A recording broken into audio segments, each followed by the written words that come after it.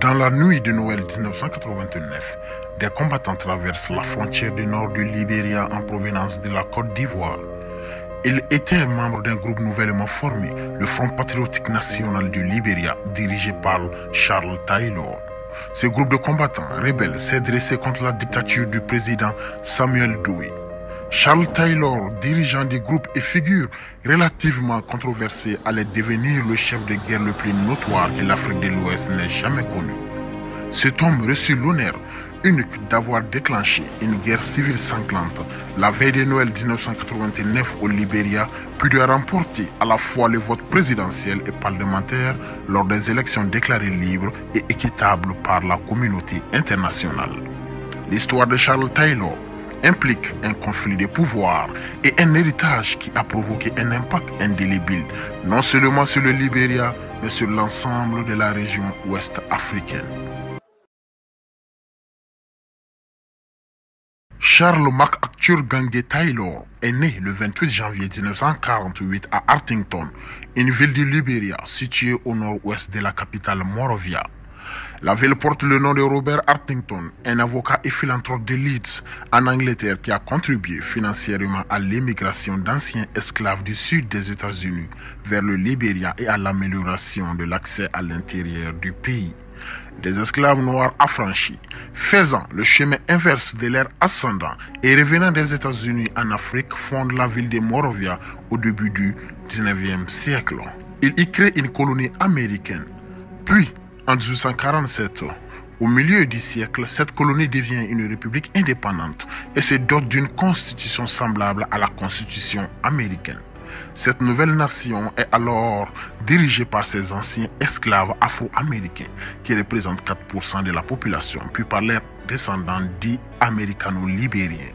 Ces derniers ont maintenu un système d'inégalité, traitant souvent la population autochtone comme des citoyens de seconde zone, ce qui a contribué aux tensions de longue date entre les différents groupes ethniques du pays. Charles Taylor était le fils d'un libéro-américain et d'une mère indigène des tribus de l'ethnie Gola au Libéria. À l'âge de 13 ans, Charles Taylor a rejoint une école missionnaire baptiste appelée Rick Institute. C'était l'un des lycées les plus prestigieux du Libéria où la plupart des étudiants étaient issus de familles aisées d'Amérique morovienne. Au fil du temps, Charles Taylor est devenu indocile et perturbateur à l'école et il n'a pas fallu longtemps qu'il soit expulsé de l'institut. Heureusement pour lui, il parvient à intégrer un programme de formation d'enseignants parrainé par le gouvernement.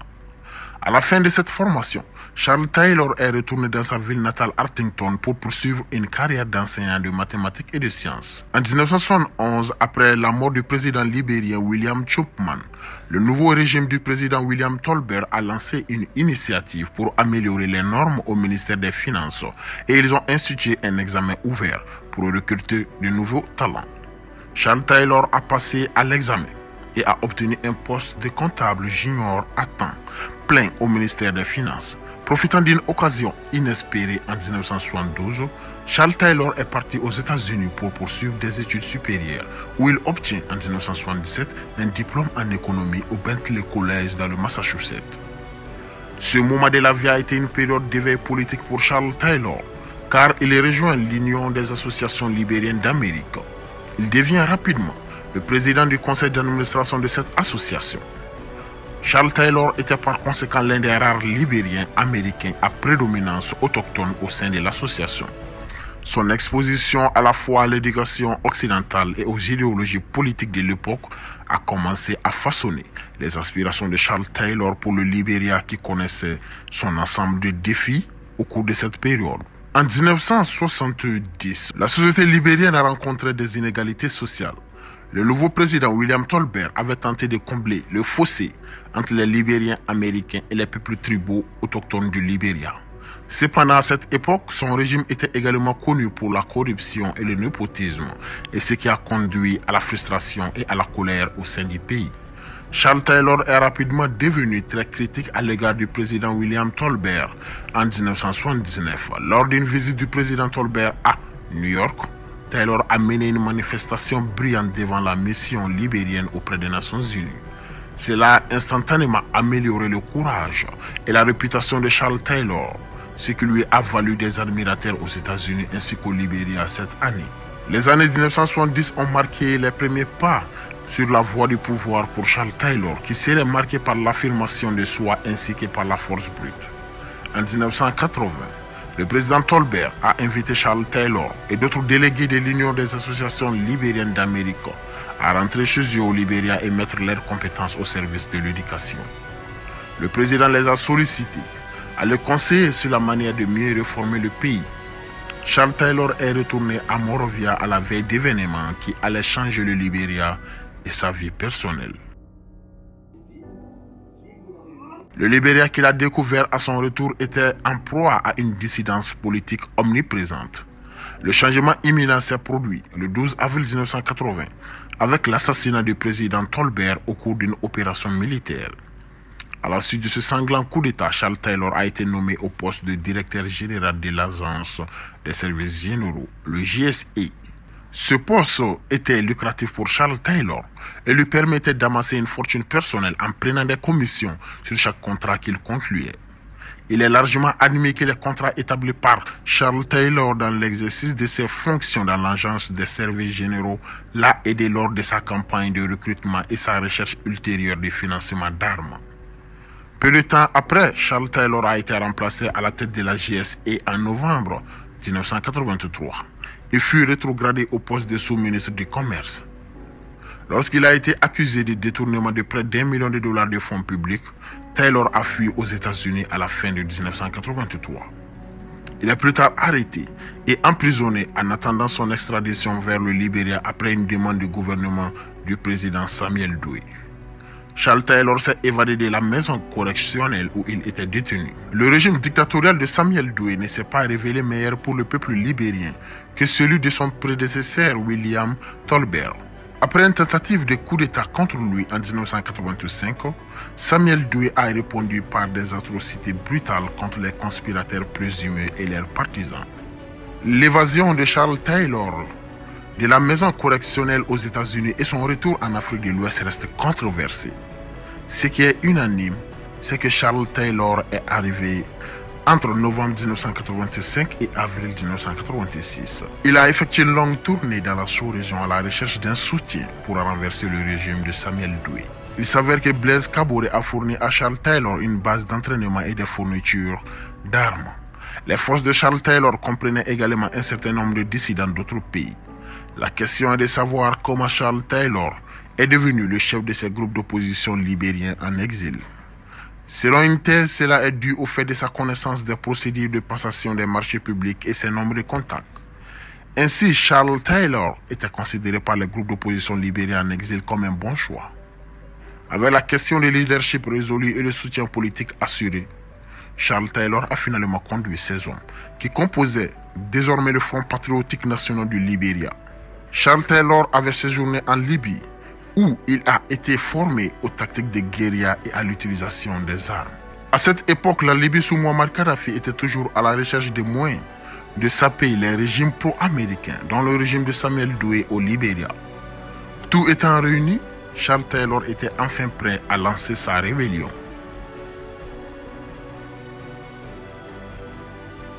En fin décembre 1989, des insurgés du Front patriotique national du Libéria ont envahi le comté de Nimba, une zone de la région nord du Libéria occupée par les tribus qui avaient subi la répression brutale de Samuel Doe à l'échec de la tentative de coup d'État contre sa personne en 1985. Plusieurs figures clés du mouvement de Charles Taylor étaient des exilés publics locaux comme Charles Taylor. Samuel Doe a envoyé ses forces pour écraser Charles Taylor et son mouvement rebelle. L'armée de Samuel Doe a déclenché une campagne de terreur contre la population locale et la répression qui a suivi a fourni à Charles Taylor une armée de recrues brutes, principalement des adolescents et des garçons analphabètes déterminés à se venger de Samuel Doe. Charles Taylor donnait à ces nouvelles recrues une formation rudimentaire. Ces jeunes et garçons soldats ont évolué en de vrais combattants sans état d'âme. L'un des membres importants du mouvement de Charles Taylor était un homme du nom de Prince Yomi Johnson. Johnson, allié à Charles Taylor, était le directeur de la formation du Front national patriotique du Libéria. Toutefois, les relations entre les deux dirigeants devenaient tendues au fil du temps. Finalement, Yomi Johnson et ses autres commandants se sont séparés du NPFL pour former le Front National Patriotique Indépendant du Libéria. Ce dernier mouvement a également continué à lutter indépendamment contre le régime de Samuel Doe. Ce groupe était organisé et plus discipliné que les forces de Charles Taylor. En 1990, les groupes rebelles avaient avancé dans la capitale Monrovia, mais le président Samuel Doe a refusé de céder le pouvoir. Pour tenter de sortir le Libéria de son anarchie, un groupe d'États d'Afrique de l'Ouest a rassemblé une force de maintien de la paix. Le Nigeria a contribué à l'essentiel de la force en envoyant un groupe de surveillance de la communauté économique des États d'Afrique de l'Ouest, ECOMOG. Après qu'un cessez-le-feu ait été arrangé, un groupe de l'ECOMOG est arrivé à Monrovia en août et a installé son quartier général à Port-Franc, une zone contrôlée par les combattants du chef rebelle Yomi Johnson. Le 9 septembre 1990, le président Samuel Doe décide de quitter son manoir exécutif pour visiter le quartier général de l'ECOMOG, accompagné de plusieurs soldats. Informé de ce déplacement, le groupe rebelle du prince Yomi Johnson a lancé un raid sur le port dans le but de capturer Samuel Doe. Après une fusillade prolongée, Samuel Doe a été capturé et amené dans un bungalow dans le quartier que Yomi Johnson utilisait comme base. Les forces de Yomi Johnson ont brutalement tué le président Samuel Doe et cette horrible exécution a été enregistrée sur vidéo et diffusée dans le monde entier.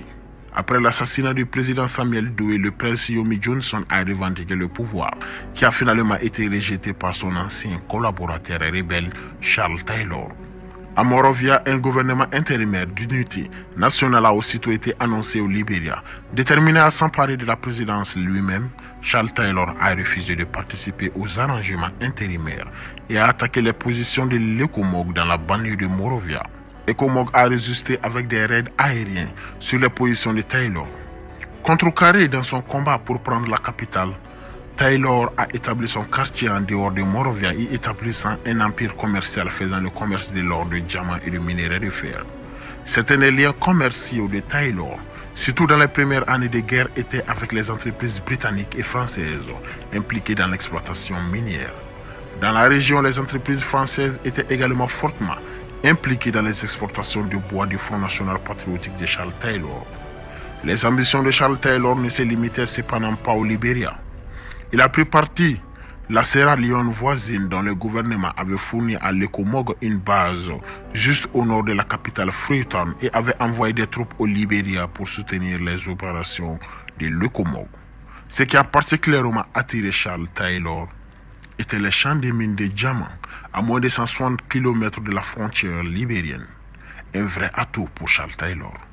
Ces champs de mines restaient entre les mains d'entrepreneurs privés, produisant un commerce d'une valeur d'au moins 300 millions de dollars par an, la plupart étant sortis clandestinement du pays, laissant au gouvernement un minimum de ressources. En mars 1991, un groupe de plusieurs combattants armés et financé par Charles Taylor a traversé la frontière du Grand Libéria vers la Sierra Leone pour rallier le Front Uni Révolutionnaire, le RUF, incluant des dissidents sierra-léonais et un nombre de mercenaires du Burkina Faso. Leur chef était Fodé Sanko, un ancien de l'armée sierra-léonaise que Taylor avait rencontré au camp d'entraînement en Libye. Le RUF de Fodé Sanko affirmait se battre contre des représentants du gouvernement et leurs associés à Freetown, qui pour eux étaient engagés dans le pillage des ressources du pays. Mais le principal objectif du RUF était de prendre le contrôle des champs de diamants et pour l'intérêt de Charles Taylor. En quelques semaines, le RUF a réussi à envahir une série de villes et de zones productrices de diamants à l'est de la Sierra Leone. L'organisation a également régulièrement enrôlé et forcé des civils à travailler comme des esclaves dans les mines. Des centaines de personnes ont fui leur maison pour échapper à la campagne de terreur du RUF aidé par Charles Taylor. Au fil du temps, l'échec militaire et de nombreux revers ont persuadé Charles Taylor qu'il n'atteindrait jamais le pouvoir par les seuls moyens militaires. Il a donc entrepris de parvenir à un compromis en entamant des négociations avec l'ECOMOG et ses partisans nigérians. Finalement, un accord de paix est conclu à Abuja, la capitale nigérienne, en août 1995. Selon les termes de l'accord d'Abuja, le Libéria devait être dirigé pour une période intérimaire avant les élections par un conseil d'État composé de 6 membres, dont Charles Taylor et 2 autres seigneurs de guerre. Tout cela n'a pas cependant empêché Charles Taylor dans sa lutte pour le contrôle du commerce de diamants. En 1996, les forces et factions criminelles de Charles Taylor se sont battues une fois de plus pour le contrôle de Monrovia. Monrovia a été réduite en une ville détruite. Quelques mois plus tard, en 1996, les seigneurs de guerre du Libéria se sont de nouveau réunis à Abuja pour signer un nouvel accord de paix. Cette fois, les gouvernements d'Afrique de l'Ouest ont exigé un respect rigoureux, menaçant les seigneurs de guerre des sanctions, notamment le gel de leurs avoirs, une interdiction de voyager et la possibilité de les poursuivre pour crimes de guerre. Ayant reconquis des portions considérables de territoire, Charles Taylor considérait désormais le processus de paix comme le moyen de légitimer son ascension au pouvoir. Il s'y conforma donc. Avec les autres seigneurs de guerre, il transforma sa milice en parti politique et accepta de participer à la démobilisation et au désarmement. Le Front national patriotique indépendant de Charles Taylor a été transformé en Front patriotique national, le NPP. Lors des élections de juillet de 1997, le NPP de Charles Taylor a remporté une victoire décisive en obtenant 75% des voix et beaucoup de sièges de l'Assemblée nationale. Taylor a été investi comme le 22e président de la République du Libéria le 2 août 1997. Les élections, malgré les difficultés, ont été tout simplement libres et équitables par la communauté internationale. La question qui se pose cependant est de savoir pourquoi tant de Libériens, après ce qu'ils ont vécu, se sont transformés et ont donné leur vote à l'un des principaux architectes de leur misère. L'explication qui est courante est que les Libériens n'ont pas voté par amour pour Charles Taylor, mais par désir de paix et de stabilité. De nombreux Libériens croyaient que si Taylor perdait lors de l'élection du Libéria, le retour à la guerre était assuré. Un autre facteur qui a contribué au succès de Charles Taylor était son accès aux revenus énormes de son empire commercial florissant, qui lui a permis de mener une campagne grandiose. Après 7 ans de guerre civile brutale, précédée de près d'une décennie de gouvernance despotique de Samuel Doe, le Libéria se trouvait dans une situation précaire. Les institutions gouvernementales s'étaient complètement effondrées tandis que les structures d'une société civile dynamique étaient inexistantes. La tâche de reconstruction du Libéria aurait nécessité des efforts herculéens et cette tâche incombait à l'ancien chef de guerre Charles Taylor. Il avait promis dans son discours inaugural de construire un gouvernement respectueux des droits de l'homme, déclarant qu'il était attaché à un système judiciaire indépendant, à l'état de droit et à une protection égale. Charles Taylor a également promis qu'aucune récrimination ne serait menée contre ses opposants. Au début, il a semblé honorer l'engagement d'inviter les membres de l'opposition à participer à la reconstruction du pays. Cependant, Charles Taylor s'est rapidement tourné vers la consolidation de son pouvoir et l'institutionnalisation de son contrôle sur le Libéria. Le président Taylor a forcé beaucoup de soldats libériens des forces armées, dont la plupart des officiers de l'ancien régime, à prendre leur retraite en les remplaçant par des vétérans de son mouvement, le Front national patriotique du Libéria. Le président a également créé des unités antiterroristes, dont la plupart recrutées à l'étranger, ayant assuré leur loyauté envers le président au-delà de toute considération intérieure libérienne. Le régime de Charles Taylor abusait du fonds de l'État au profit des forces armées régulières au prétexte de poursuivre le conflit gouvernemental contre les nouvelles forces rebelles émergentes et d'autres groupes dissidents qui émergeaient au Libéria. Au fil du temps, Charles Taylor commence à rencontrer des difficultés pour améliorer la situation générale dans le pays. L'économie libérienne est en ruine, la criminalité et l'insécurité ont tourmenté la vie des civils tout au long de la présidence de Charles Taylor. Taylor a bien tiré parti de la guerre en Sierra Leone. La plupart des diamants du pays pendant les années de guerre étaient passés en contrebande à travers le Libéria sous son influence. Il dirigeait une économie sombre qui lui profitait. En plus de son implication dans la rébellion du RUF en Sierra Leone, Taylor s'est mêlé à d'autres rébellions régionales dans l'espoir d'en tirer profit. Il aimait se vanter que le Libéria possédait les combattants de guérilla les plus efficaces en Afrique. Taylor a parrainé un groupe rebelle de Guinée visant à renverser le président Lansana Conté, fournissant à ce groupe rebelle des bases dans le nord du Libéria. Mais son ingérence s'est rapidement retournée contre lui. Lansana Conté a soutenu les dissidents libériens qui voulaient renverser Charles Taylor. En 1999, un nouveau groupe appelé les Libériens Unis pour la Réconciliation et la Démocratie ont élu deux maires au nord-ouest du Libéria en utilisant la Guinée comme base aérienne. Irrité par les ravages que Taylor a continué à s'aimer au Libéria et à l'étranger, les gouvernements occidentaux ont imposé un embargo et des sanctions commerciales contre le Libéria et une interdiction de voyager. Un groupe d'experts des Nations Unies a été mis en place pour enquêter et surveiller les activités de Charles Taylor. Et le tribunal des Nations Unies l'a inculpé pour crime de guerre en Sierra Leone. Charles Taylor a reçu la nouvelle lorsqu'il était au Ghana. Il s'est immédiatement enfui au Libéria, craignant d'être arrêté. L'ère de Charles Taylor était aussi chaotique et violente que ses débuts. Dans les années 2003, des groupes rebelles ont progressé rapidement vers Monrovia, sémant la terreur de la même manière que Taylor. D'autres groupes rebelles ont pris le contrôle du sud et de l'est. Des combats ont fait la rage à Monrovia avec des dizaines de milliers d'habitants cherchant refuge ailleurs. Les ministères ont été pillés et Charles Taylor a promis à plusieurs reprises de démissionner de son poste de président, mais il a continué à tergiverser. En août, une force de maintien de paix dirigée par les Nigérians est arrivée dans la capitale. 2 mois plus tard, un accord entre les Nations Unies et l'Union africaine a été conclu. Charles Taylor a rendu son discours final et est monté dans un avion pour le Nigeria afin de profiter de sa retraite.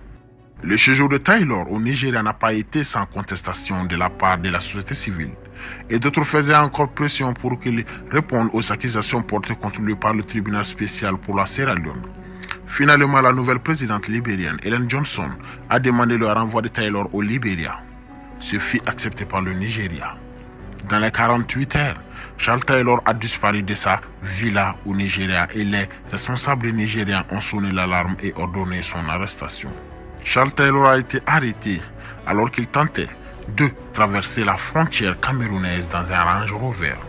Il a finalement été jugé à la CPI et reconnu coupable le 26 avril 2012 pour d'horribles crimes de guerre, notamment le viol et la mutilation en Sierra Leone. Il purge à peine de 50 ans dans une prison au Royaume-Uni. Merci et à la prochaine.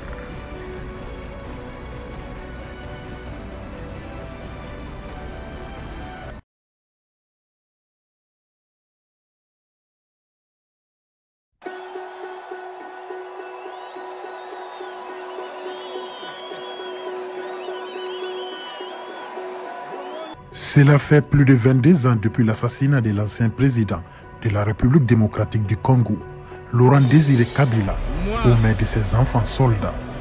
Laurent Désiré Kabila, président de la République, je jure fidélité à la nation. Kabila était le chef de rébellion qui a renversé le président Mobutu du Zaïre en 1997 et restauré le nom du pays. Ce que beaucoup ne savent pas à son sujet, c'est qu'il a passé la majeure partie de sa vie en exil, qu'il s'est engagé dans le commerce illégal d'or et de diamants, ainsi que dans des plans sauvages pour renverser la dictature de Mobutu, son prédécesseur immédiat. Laurent Kabila a brièvement recruté Che Guevara en 1965, ainsi que les armées ougandaises et rwandaises qui ont contribué à l'amener au pouvoir en 1997. Aujourd'hui, nous allons parler de l'histoire de Laurent Kabila, l'ancien président de la République démocratique du Congo qui a été assassiné par ses enfants soldats.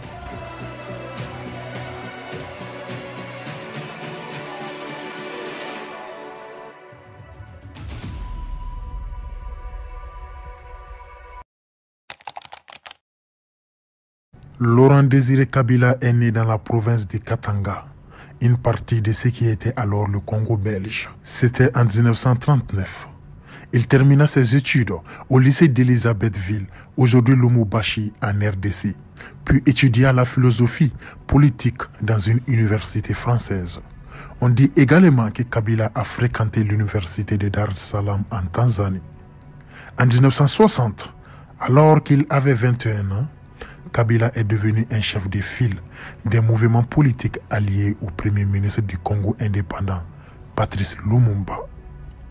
À l'aune de l'indépendance du Congo vis-à-vis de la Belgique, le jeune Kabila était l'un des jeunes hommes brillants qui était peut-être devenu une star de la politique de son pays à l'époque. Pourtant, après l'intervention des Nations Unies et l'assassinat de Patrice Lumumba, l'armée a chassé Kabila et d'autres sympathisants dans la brousse où ils ont formé une force de guérilla. Ces jeunes Congolais ont alors formé une rébellion soutenue à la fois par les Chinois et les Russes et par une demi-douzaine d'autres pays africains. La rébellion de ce groupe de combattants a attiré l'attention des États-Unis. Les États-Unis paniquaient à propos d'éventuelles influences soviétiques dans l'Afrique indépendante. Les Américains recrutèrent des officiers belges et des mercenaires. Forcés de battre en retraite, Kabila et ses amis se sont tournés vers les Cubains et Che Guevara pour obtenir de l'aide. Alors, Che Guevara et son équipe sont arrivés à la frontière entre la Tanzanie et le Congo avec un petit contingent de guérilleros. C'était en avril 1965. Cependant, dans son journal publié en 1999, Che Guevara note le manque d'implication de Laurent Désiré Kabila dans le parti et le manque général d'organisation du groupe. Che Guevara a jugé Kabila, qui avait 26 ans à l'époque, comme n'étant pas l'homme de l'air et que Kabila était trop distrait. Cela, de l'avis de Che Guevara, expliquait que Kabila se présente parfois avec des jours de retard pour fournir des fournitures, de l'aide ou des renforts aux hommes de Che Guevara. La révolte de la rébellion de Kabila a été réprimée en 1965 par l'armée congolaise avec le soutien des États-Unis.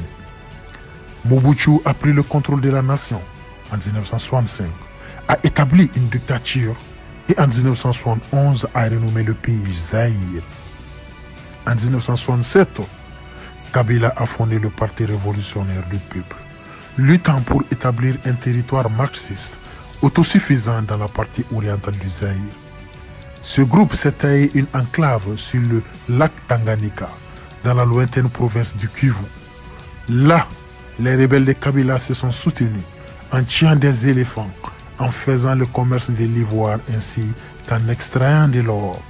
Ils ont également reçu une aide et un financement occasionné de la Chine et du Cuba. Les rebelles de Laurent Désiré Kabila ont également acquis une notoriété internationale en 1975 lorsqu'ils ont enlevé des étudiants américains et un chercheur néerlandais contre la rançon. Mobutu, qui contrôlait désormais fermement le pays, a ordonné à ses troupes d'entrer dans la région et ils ont réussi à réprimer les forces de Kabila qui n'avaient d'autre choix que de se réinstaller en Tanzanie où elles se sont regroupées. Dans les années 1970, Kabila a déménagé sa famille en Tanzanie après des années à diriger le mouvement rebelle infructueux au Congo.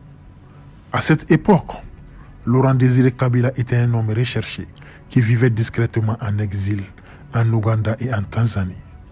Pendant leur séjour en Tanzanie, les membres de la famille de Kabila ont utilisé des noms d'emprunt et ont dirigé plusieurs petites entreprises, bars, restaurants et des marchés. La famille a été protégée par le gouvernement tanzanien et a déménagé de maison en maison dans les quartiers aisés de la ville pour échapper à la détection par les agents de renseignement de Mobutu. En 1979, lorsque les exilés ougandais, soutenus par la Tanzanie, décidèrent de renverser Idi Amin Dada, Kabila fut incorporé par les troupes tanzaniennes parmi plusieurs groupes armés pour acquérir une expérience de première main de la guerre moderne. Kabila est devenu proche du groupe de Yoweri Museveni jusqu'à ce qu'il se rende dans la brousse en 1980 lors de la première rencontre entre Kabila et Museveni. Kabila aurait demandé des armes afin d'attaquer Mobutu, mais a reçu une condition qui était de ne pas opérer à la frontière entre l'Ouganda et le Congo. Malheureusement pour Kabila, l'accord sur les armes a échoué, mais Museveni a donné à Kabila une modeste contribution financière et l'a mis en contact avec la Libye pour voir s'il pouvait aider de quelque manière que ce soit sans impliquer l'Ouganda. Pendant ce temps, en Tanzanie, Kabila aurait une brouille avec le président tanzanien de l'époque, Julius Nyerere, en raison de leur désaccord sur le mode de vie de Kabila. Nyerere a critiqué Kabila pour avoir été trop autocratique dans son mouvement de guérilla et trop impliqué dans des activités commerciales illicites. Ce qui par la suite conduit Kabila à être coupé des contacts avec les services de sécurité tanzaniens. À l'époque, en 1985, alors que Kabila vivait à Dar es Salaam, il avait été impliqué dans la contrebande d'or et de diamants, ainsi que de bois sur le lac Tanganyika. Après tout cela, Kabila a disparu de la vue publique. Pendant 15 années suivantes, il n'a réapparu qu'en 1994. Kabila n'a fait surface qu'en 1994, lorsque le Front patriotique rwandais, le FPR, a pris le pouvoir au Rwanda.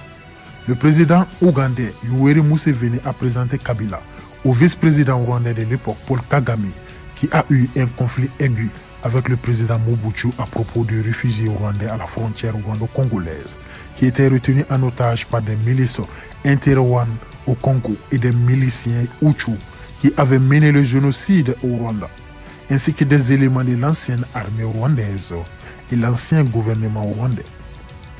La présence des interrwandais au Congo, ainsi que le soutien continu de Mobutu à ses anciens alliés Hutu, ont semé les germes d'une grande partie des bouleversements à venir et de la propre chute du dirigeant zaïrois. Les interrwandais et d'anciens responsables du gouvernement rwandais ont utilisé les camps de réfugiés au Congo comme base pour lancer des attaques contre le nouveau gouvernement au Rwanda. En 1996, le Rwanda a décidé qu'il ne pouvait plus tolérer les camps de réfugiés. Les Tutsis du Sud, Kivu, appelés Banyamulenge, ont organisé un soulèvement à l'été 1996 contre le gouvernement de Mobutu. C'était avec le soutien du gouvernement rwandais. Dans la seconde moitié de 1996, l'alliance des Banyamulenge, des rebelles de Kabila, du Rwanda, de l'Ouganda et de l'Angola s'est formée pour renverser Mobutu. Voici donc les raisons pour lesquelles les différents pays et les différents groupes ont soutenu Kabila. L'Ouganda l'a apparemment soutenu comme moyen d'éliminer les groupes d'opposition ougandais à la frontière congo-zaïroise et peut-être aussi pour punir Mobutu. Et dans le cas du Rwanda, comme je l'ai dit plus tôt, il souhaitait éliminer les forces réfugiées Hutu au Congo-Zaïre et peut-être pour punir Mobutu. Le gouvernement angolais était motivé par le souhait de punir Mobutu ainsi que de porter un coup à ses opposants qui étaient les groupes séparatistes ainsi que l'unité de Jonas Savimbi. La coalition a choisi Kabila comme porte-parole, probablement en partie parce qu'il était le plus âgé parmi les fondateurs de l'Alliance des forces démocratiques pour la libération du Congo, AFDL. Initialement, la direction de l'AFDL était censée être collégiale, Kabila n'étant que le porte-parole. Mais lorsqu'il a commencé à se faire appeler président de l'Alliance, d'autres dirigeants se seraient opposés, en particulier le général André Kisase Ngwadou. Malheureusement pour Kisase Ngwadou, Kabila s'est senti menacé pour lui et a ainsi consolidé sa base de pouvoir en organisant l'assassinat de Kisase Ngwadou. On dit que cet assassinat a déplu au Kadogo, les enfants soldats du Congo, et c'est peut-être la raison pour laquelle ils ont assassiné Kabila en 2001. Pendant ce temps, avec la fin de la guerre froide dans les années 1990, Mobutu avait perdu une grande partie de son soutien financier occidental. Marginalisé par le nouveau système multipartite au Zaïre, ainsi que par des problèmes de santé, Mobutu a finalement cédé le contrôle du gouvernement en mai 1997 à Laurent Kabila et ses forces. Mobutu mourut en exil peu de temps après. Lorsque les forces de l'AFDL ont pris le contrôle de Kinshasa, le 17 mai 1997, elles ont d'abord été accueillies avec un accueil enthousiaste. Kabila a ensuite prêté serment en tant que président de la nouvelle République démocratique du Congo le 31 mai 1997 et a officiellement commencé son mandat de président. Se sentant menacé au cours de sa présidence, Kabila a suspendu la constitution et changé le nom du pays en République démocratique du Congo. Certains le voyaient comme une nouvelle race de leadership, tandis que d'autres le voyaient comme une continuation de l'autoritarisme et la corruption qu'il était censé remplacer. Kabila n'a pas permis aux gens de former les partis politiques qu'il voulait former. Et les élections qu'il avait promises pour avril 1999 sont devenues un rêve lointain. Kabila a conservé le pouvoir de jeter en prison ceux qui osaient exiger qu'il tienne ses promesses. Il a utilisé ce pouvoir très souvent. Il a également placé son principal adversaire, Étienne Tshisekedi, en résidence surveillée. Cependant, en 1998, Kabila a autorisé une assemblée législative. Pendant cette période de libéralisation politique, ses opposants ont continué d'être arrêtés. Il n'est donc pas surprenant qu'en août 1998, certains des groupes de l'Est du Congo qui ont aidé à placer Kabila au pouvoir ont commencé à s'opposer à lui et ont commencé une rébellion contre son gouvernement, l'accusant de nombreuses violations des droits de l'homme, y compris à grande échelle. De plus, ses anciens alliés nationaux, l'Ouganda et le Rwanda, ont commencé à soutenir ces rebelles. Cependant, Kabila a trouvé de nouveaux alliés en Angola, au Zimbabwe et en Namibie, qui ont tous envoyé des troupes au Congo afin de soutenir la répression de Kabila. Tout cela a été la genèse de la Seconde Guerre du Congo, qui a dévasté le pays et dont les effets se font encore sentir dans toute la RDC. Pour Laurent Désiré Kabila, ses capacités de survie lui ont bien servi en exil, mais l'ont abandonné une fois qu'il a aménagé au palais présidentiel. Ce sont plutôt les Kadogo de Kabila qui ont appuyé sur la gâchette qui a conduit à la mort de leur patron.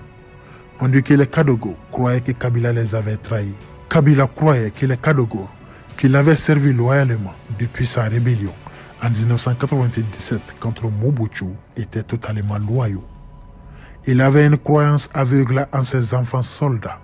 Cependant, il a surestimé leur loyauté. Certains des Kadogo qui avaient défilé pour soutenir Kabila en 1997 ne lui avaient jamais pardonné d'avoir tué leur ancien chef, Kisasi Ngwadou. Ainsi, le complot visant à tuer Kabila a commencé début janvier 2001, lorsqu'un groupe dissident de Kadogo s'est rendu à Brazzaville, en République du Congo, et rédigé un document énonçant l'opération Bongo Zero. Bongo est un mot swahili pour buffle, une référence à la stature physique de Kabila. On dit que le plan était que les conspirateurs s'infiltrent dans des positions stratégiques à Kinshasa, la capitale de la RDC, y compris le palais présidentiel, la station de radio et de télévision nationale et le siège de la compagnie d'électricité du pays. L'ensemble du complot impliquait quelques gardes du corps de Kabila au palais présidentiel, dont beaucoup ont été arrêtés après le meurtre. La veille de l'assassinat de Kabila, il avait été témoin de l'exécution de 45 Kadogos, tous soupçonnés de comploter contre lui.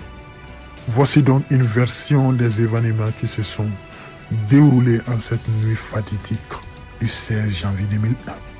On raconte que le jeune assassin de Kabila est entré dans le bureau du président, alors que Kabila discutait avec un conseiller à propos d'un sommet imminent avec la France, qu'il espérait être son salut politique. L'assassin s'est penché sur Kabila, supposant que l'adolescent voulait lui parler, et a alors sorti un revolver et a tiré 4 fois sur le président, puis s'est échappé avec d'autres conspirateurs, pendant que le palais présidentiel résonnait de coups de feu. 2 jours plus tard, les responsables congolais ont annoncé la mort de Kabila. Son fils Joseph Kabila, alors âgé de 28 ans, est devenu le prochain président du pays. Après les événements de cette nuit fatidique, le 16 janvier 2001, un ancien collaborateur de feu le président congolais, Laurent Désiré Kabila, le colonel Idi Kampa, a été condamné à mort pour avoir tué le président. Un autre haut responsable et son garde-corps ont été impliqués dans le meurtre. Le colonel Idi Kampa était le bras droit de Laurent Désiré Kabila et le chef d'état-major de l'armée. Idi Kampa et Georges Leta ont été reconnus coupables d'avoir été le cerveau de l'assassinat, ainsi que plusieurs autres membres de l'équipe du défunt président. 20 ans plus tard, en janvier 2021, les hommes reconnus coupables de l'assassinat de Laurent Kabila ont été graciés par l'actuel président de la RDC, Félix Tshisekedi. Cependant, la question de savoir qui était exactement derrière le meurtre de Kabila reste dans les annales de l'enquête.